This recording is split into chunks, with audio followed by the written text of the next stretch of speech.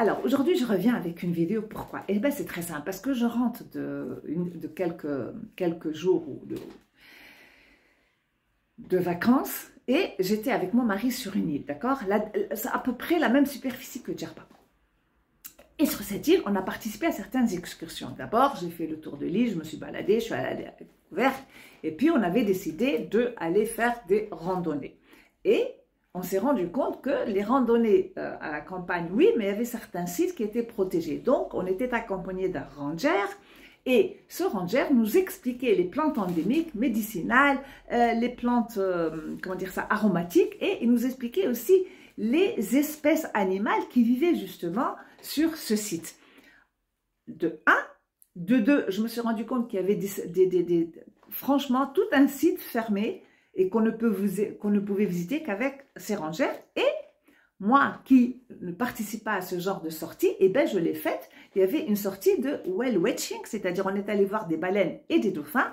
Et pourquoi j'ai participé à ça? Parce qu'on m'avait expliqué que tout était très très bien organisé et structuré, que les bateaux ne sortaient, il n'y avait que 4 sorties par jour, c'est-à-dire avec un chiffre limité de visiteurs, et que les capitaines étaient des bénévoles d'ex-pêcheurs. Et donc, quand on est sorti en mer, ils nous ont expliqué les courants, ils nous ont expliqué leur littoral maritime, ils nous ont expliqué les espèces, les cétacés, les poissons qu'ils pêchaient, quelle période, et ceci et cela. Et puis, ils nous avaient prévenu que quand on arrivait proche de ces bancs de cétacés, on éteignait les moteurs, il n'y avait pas de bruit et on nous demandait de garder le silence, par respect à ces cétacés. Et je m'étais dit, en fait, j'ai dit à mon mari, c'est incroyable. Tu imagines comment c'est cadré, comment c'est structuré, le respect qu'ils ont pour ces cétacés qui viennent dans leur eau et tout, alors que nous, à Djerba, on a des trentaines de bateaux pirates qui sortent avec la musique, avec le darbouka, le folklore et tout ça, et il n'y a rien. Il n'y a aucune limite, il n'y a pas de nombre limité, il n'y a pas de quota, il n'y a pas de structure, il n'y a pas de rien du tout. Et je disais, et ce pêcheur qui me parlait et tout, et il me disait en tant qu'un pêcheur, il était bénévole, et qu'il faisait tout justement pour préserver cette richesse. Alors que nous, à Djerba, rien. Tant que ça peut rapporter de l'argent, c'est bon. Nous, à Djerba, on n'a pas des sites qu'on ferme aux étrangers, on peut tout piétiner, que ce soit des plantes endémiques ou n'importe quoi, rien. Et je me demande même personnellement s'il y a vraiment des études. Est-ce qu'on a des ornithologues à Djerba? Est-ce qu'on a... Non, on n'a rien. Et donc, qu'est-ce qu'on transmet à nos enfants? Absolument rien. Et surtout pas justement le respect, le respect de cet environnement, de cet écosystème. Or, sur cette île, la maison d'hôte où on a séjourné, mon mari et moi, la dame avait un enfant à l'école. Et voilà, on était attablés et en parlant à cet enfant, il me racontait, il me disait, oui, on organise des sorties, on nous explique les plantes, les diverses, tout. Et on apprenait à ces enfants, dès leur prime jeunesse, à respecter cette île et à aimer, c'est-à-dire cette variété de plantes et d'animaux. Et j'ai dit à mon mari, quelle différence, pourquoi à Djerba on ne fait pas ça? Pourquoi on dit qu'on adore cette île et pourtant on ne le fait pas? Et autre chose, comme cette île produit extrêmement, pratiquement tout ce qu'elle consomme et qu'elle est presque, on va dire, elle a une autonomie alimentaire, et bien ces enfants, ils les sortaient sur ces terrains agricoles et ils leur expliquaient les saisons, les plantes et tout poussait sur cette île. Et donc, ils importaient très peu. Nous, à Djerba, on ne plante plus rien, on importe tout. Et ils avaient aussi, vraiment, à un moment quand j'ai vu, entre les animaux d'élevage bio et leur potager, et à l'école, ils avaient un jardin botanique et un potager. Et je disais à mon mari, à l'école, un potager? Alors qu'à Djerba, les écoles, c'était pas une école privée, je tiens à le préciser, hein, c'est étatique. Je dis, à Djerba, les pauvres gosses, ils vont à l'école, leurs toilettes sont dégueulasses, les classes, elles sont... on gèle l'hiver et en été, c'est la canicule. Et les Djerbiens acceptent ça et ne se battent pas pour améliorer les conditions de ces enfants. Je dis, pourquoi, à mon mari, la question que je me suis posée, quelle est la différence entre ces insulaires et Djerba et les Djerbiens? Eux, quand ils disent, on adore notre île et quand ils sont heureux de me raconter que de plus en plus de jeunes couples reviennent s'installer sur l'île et qu'ils apportent leur savoir et qu'ils créent des projets et que ce soit des projets culturels, plein, ils ont ouvert une bibliothèque, ils ont fait plein de choses. Et je dis à mon mari, franchement, ils ont peu d'associations d'après ce qu'ils m'ont dit, mais ils ont des actions mais énormes pour la préservation de la faune et de la flore, de l'espèce animale. Et quand ils ont aussi des patrimoines historiques, ce sont des associations bénévoles qui restaurent et financées par eux-mêmes. Nous, à Gerba, quand on vient restaurer un truc, on tend la main aux Allemands, aux Français, aux Suisses. Parce que nos Gerbiens qui ont de l'argent, ils s'en foutent. Donc, la pensée qui m'est venue, c'est de me dire, finalement, ces gens-là aiment vraiment leur île. Nous, est-ce que les Gerbiens aiment leur île? Quand je vois les arbres déracinés centenaires, quand je vois la nappe phréatique polluée, quand je vois les tortues géantes qui disparaissent, quand je vois la mer qui est polluée, quand je vois que les gens ne produisent pratiquement plus rien, je me dis, et l'infrastructure inexistante pratiquement, je me dis, est-ce que les Gerbiens aiment vraiment leur île? Et autre chose, l'extrême différence entre les villes où les habitants habitent et la zone touristique. Quand vous allez à la zone touristique, il y a des trottoirs, il y a des routes vraiment impeccables. Vous avez des unités hôtelières avec, il y a des piscines olympiques, l'eau coule à flot, il n'y a pas de problème de coupure d'électricité. On leur offre un buffet avec une variété d'aliments, mais c'est absolument aberrant. Donc, en gros, tout est fait pour l'étranger. Et quand on n'est pas là à les servir et à être à leurs petits soins pour qu'ils passent 15 jours de rêve, eh bien, qu'est-ce qu'on fait à Gerba? On détruit nos terres agricoles et on va construire des maisons pour louer aux Européens. Donc, on accueille les Européens dans les hôtels et on leur offre monts et merveilles, ou alors on construit des baraques pour leur louer. Donc, tout ce qui est en rapport avec les étrangers, ben voilà, on fait de notre mieux, mais quand il s'agit d'avoir des structures sociales, des combats pour le bien-être de la société djerbienne, il n'y a rien, absolument rien. Tout ce qu'il y a, c'est une jungle. Ceux qui sont riches, ben, ils se battent comme des lions pour leurs privilèges, et les autres, ben, qui crèvent. À Gerba, haqrinkom. Et moi, je me dis, où est votre orgueil si vous acceptez ces conditions de vie? C'est pas normal, vous passez dans les rues, c'est sale, vos poubelles ne sont pas ramassées, à 45 degrés de canicule, vous avez des pénuries d'eau, vous avez des produits alimentaires qui manquent, vous avez la viande à 40 dirhams le kilo, les poissons qu'on vous vend, c'est de l'aquaculture, et vous acceptez et vous dites rien. Et quand je vous pose la question, vous me dites, ah, alhamdoulilah. Alhamdoulilah de quoi? Moi, quand j'étais sur cette île, vous savez ce que je me suis dit, mais franchement, je vais vous dire, entre nous, hein, on colle comme la vérité. Et bien pour moi, le bon Dieu, il les adore. On vit en gros haché comme dans la merde. Et quand je suis déjà descendue à Gerba, je leur ai dit, je ne peux pas vivre comme ça. Et j'ai des euros, oui, j'ai les moyens, tout ce que vous voulez. J'étais c'est pas de ça que je parle. Je parle de l'équité sociale. Je parle des structures. Je parle de ce qu'on met en place pour offrir aux citoyens une vie respectable, honorable et décente. Ça n'existe pas à Gerba. À Gerba, tout tourne autour de l'étranger. Qui m'a comme soit les hôtels pour les étrangers, soit des baraques pour les étrangers, soit, c'est la meilleure. Donc, on travaille pour offrir à nos enfants des écoles privées, finalement, pour faire quoi? Eh bien, pour faire partir ces enfants étudier à l'étranger. Et donc, finalement, leur cursus universitaire à l'étranger, diplômés à l'étranger, vont travailler à l'étranger ensuite. Et donc, c'est l'économie des pays étrangers qui en retire. C'est quelque chose que je n'arrive pas à m'expliquer. Sur ces îles-là, ils font tout pour ramener leurs jeunes. Et franchement, ils ne font pas. Nous, on a une fuite de cerveau. C'est-à-dire, tellement on aime Gerba, on est fiers d'être gerbiens, qu'on offre nos cerveaux, nos jeunes avec leur cerveau, on les offre à l'Europe. Et quand on réfléchit à un projet, c'est par rapport au tourisme, c'est par rapport aux Européens. C'est-à-dire, on a l'impression qu'on n'est que tributaire des Européens. Et après, on nous dit, je suis fier. On n'est même plus capable de planter notre propre alimentation, de produire ce qu'on mange, d'élever, d'avoir un élevage de bétail. avec voilà, les respects de certaines normes. On ne fait plus rien, on ne produit plus rien. L'artisanat, c'est les mêmes produits qu'on met dans les boutiques et qu'on arnaque les clients. On construit des villas en béton sans permission, sans rien du tout, avec franchement une architecture horrible pour les Européens. Et moi, je vais vous dire une chose. Et ce qui m'étonne chez le Tunisien, attention, je n'ai rien contre le touriste et l'Européen, il n'y peut rien, c'est nous les responsables. Et là, je vais vous dire une chose.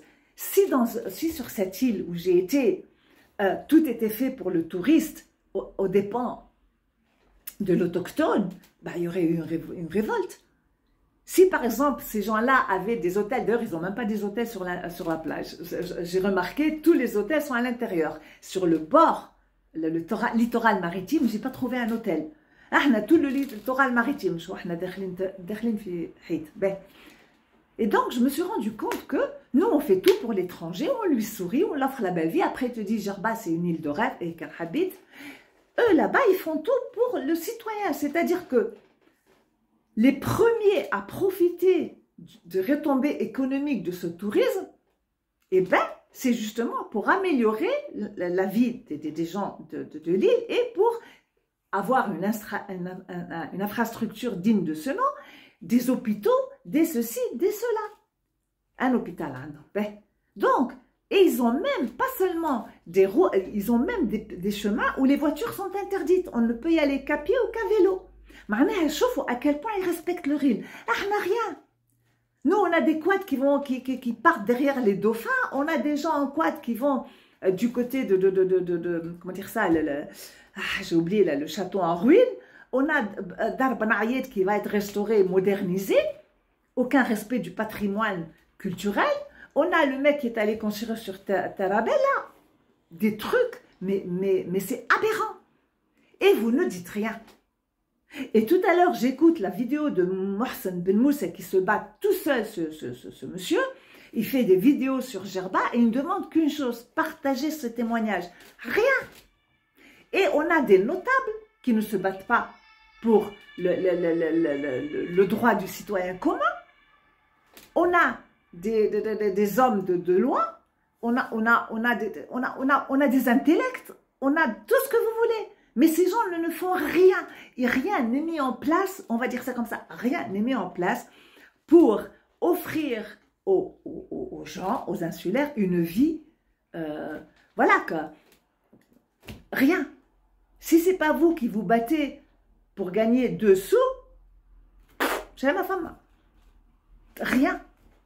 Tout ce qu'on a, c'est boutique pour vendre, hôtel pour les touristes, culturellement, production, qu'est-ce qu'on a comme production? À part choya poterie ou choya céramique, c'est la même chose depuis des années. Kif kif, belote ou rebelote. Donc, il n'y a pas de projet innovatif, il n'y a pas de... Je sais pas. Et puis on me dit, ah moi j'aime Jerba, je suis orgueilleux. Et puis je vois l'immigré qui descend, il met sa blouse à Jerba, on me dit, je suis fier et orgueilleux d'être Gerbien. Qu'est-ce que tu fais pour ton Jerba? Hein?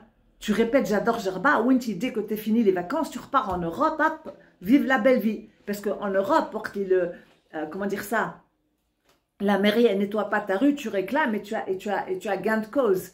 En Europe, le Tunisien, il a vraiment acquéri beaucoup plus de droits que le Tunisien chez nous. En Europe, un Tunisien, un harb qui n'a pas de papier, il va se faire soigner gratuitement. Et c'est pas, voilà quoi, je veux pas critiquer, mais bon. Donc, vous voyez, en Europe, le Tunisien, il a exactement les mêmes droits qu'un Allemand ou un Français, qu'il soit éboueur ou médecin.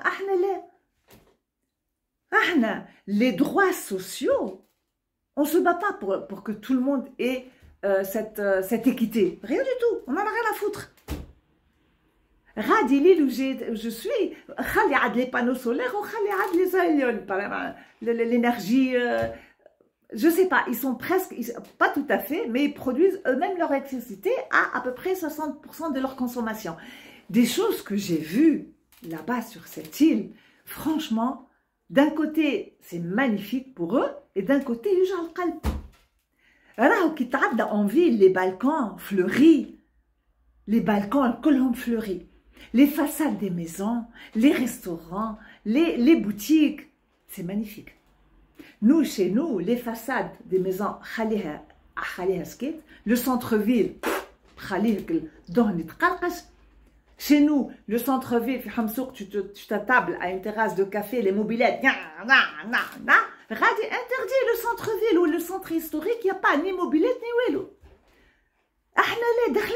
C'est l'anarchie totale à Djerba. On va dire que je suis orgueilleux d'être Djerba. Si vous êtes un bétail, vous êtes du bétail, vous êtes du bétail.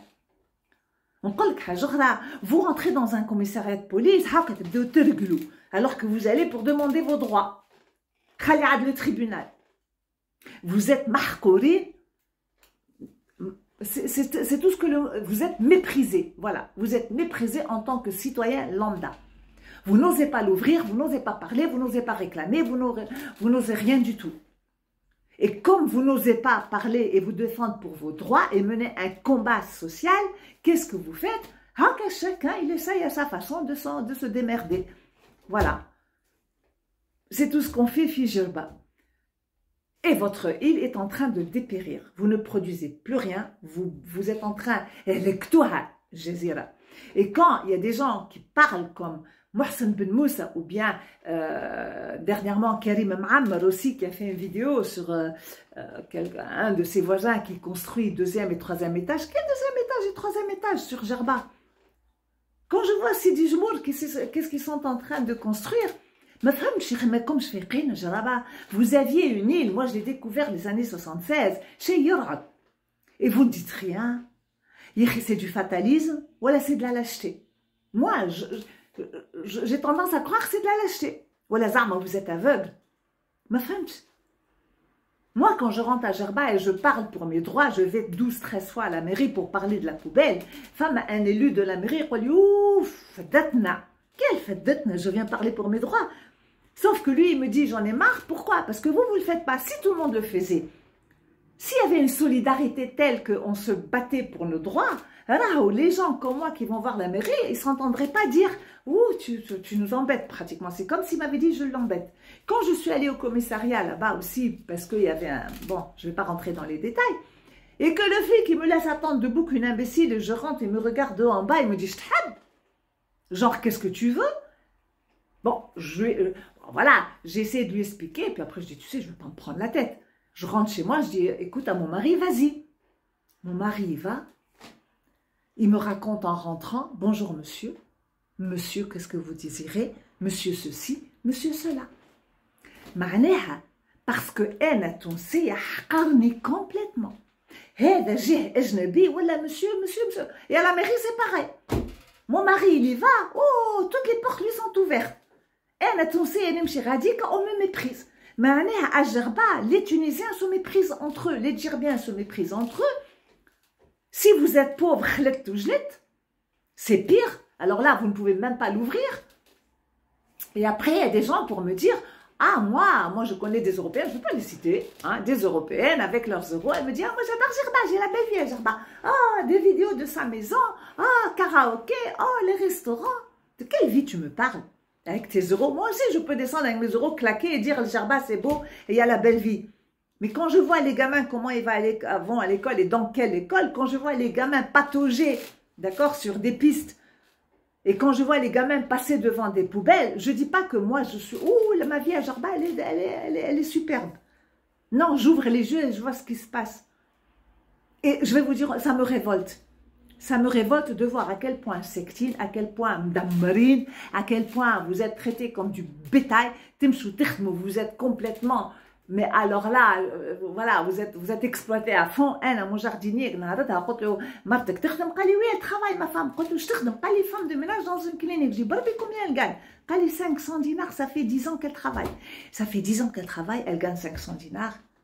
Et il n'y a pas une association, il n'y a rien pour se battre pour le droit de ses employés, pour augmentation de salaire, pour diminution des loyers.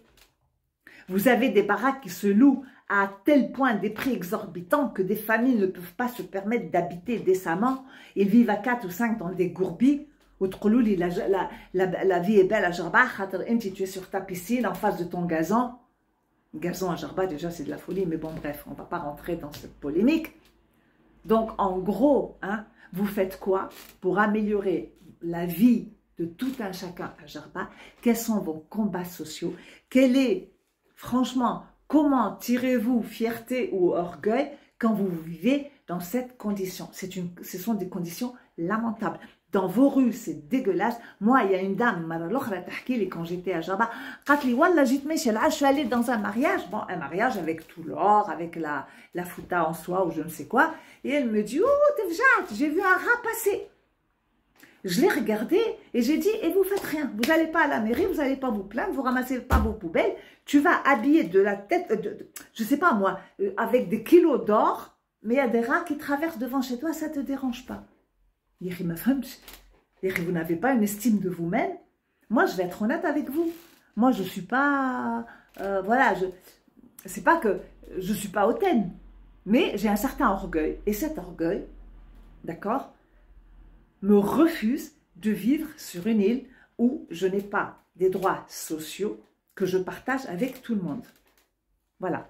Quand je vois comment les gens se font traiter, quand je vois comment les gens vivent, quand je vois ce qu'on leur vend, quand je vois qu'ils ne peuvent même pas accéder à une plage d'un hôtel, parce que soi-disant c'est privé, et qu'ils sont obligés d'aller sur des plages publiques dégueulasses, elles puent vos plages publiques, non. Non, c'est pas logique, c'est pas normal, c'est pas humain.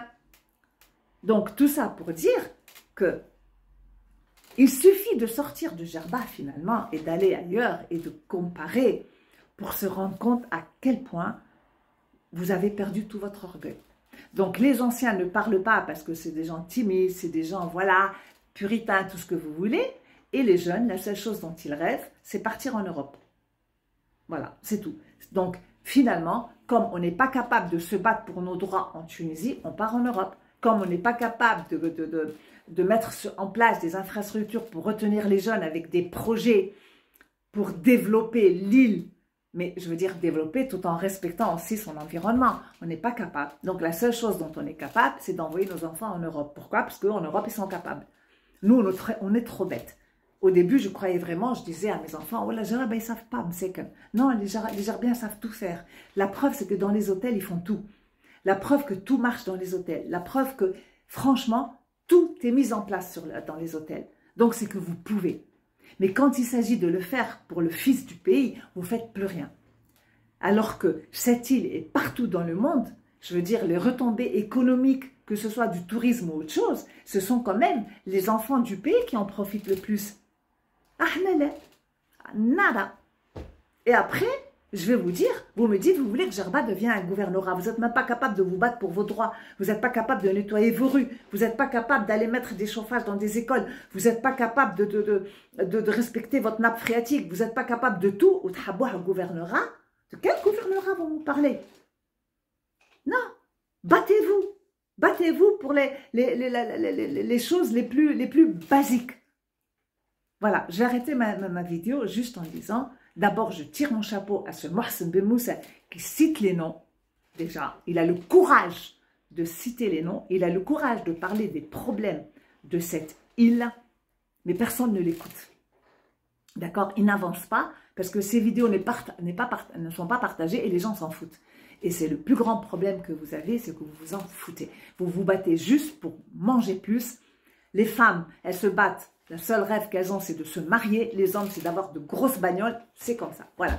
Tout est lié, tout est mercantile. Voilà. Tout est lié à l'argent, tout est lié au matériel. Mais les valeurs humaines, les valeurs sociétales, tout ça, ça passe à côté. Vous en avez absolument rien à faire. D'accord? Donc, vous vous foutez complètement du Jarba. Et moi, si je peux vous donner un conseil, au lieu de construire des hôtels pour les touristes et des maisons pour les étrangers, vendez votre île. Vendez-la, appel d'offres, et vous allez voir l'île où j'ai été, s'ils achètent votre île, en 20 ans, ce qu'ils vont en faire. Ils vont la rendre un bijou.